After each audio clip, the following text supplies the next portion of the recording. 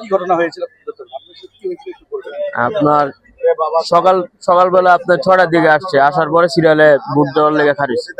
আপনার পরে অনেকক্ষণ পরে আপনার ভিতরে ঢুকছি, ঢুকার পরে দ্বিতীয় তলায় আমার কেন্দ্র করছে ভোট দেওয়ার। ভোট দিতে গেছি, মানে সিরিয়ালে যেতে যেতে পরে লাস্টে আমার সিরিয়ালটা আসছে। যাওয়ার পরে আমার নাম্বার বললাম 2585, নাম্বার দেখে বলতেছে যে আপনার ভোট হয়ে গেছে। যে আমার ভোট হয়ে গেছে মানে আমি তো ভোট দিতে মাত্র আসলাম, আমার ভোট কিভাবে হয়ে যায়? বলতেছে না আপনার ভোট হয়ে গেছে। হ্যাঁ, সেনাবাহিনীর কাছে এসে অবজেকশন দিলাম। আমার চাচা ছিল, আমার চাচা নিয়ে গেল, নিয়ে বলতেছে যে আমার বাইসে ভোট দিতে পারে নাই। অনেক পরে সেনাবাহিনীর অফিসার আমার নিয়ে গেল, নিয়ে পরে তদন্ত করলো, তদন্ত করার পরে আবার নিয়ে আইসে। আবার আমার বলতেছে যে স্মার্ট কার্ডের আপনার ফটোকপি লাগবে। আমি নিয়ে আইসি, এই যে স্মার্ট কার্ডের ফটোকপিও নিয়ে এসে, এই স্মার্ট কার্ডের ফটোকপিও নিয়ে এসেছি। ওনারা বলছিল যে আপনার পোস্টাল ব্যালটের। হ্যাঁ, পোস্টাল ব্যালটের কথা বলছে, আমি তো সেটা জানি না, আমি রেজিস্ট্রেশনই করিনি।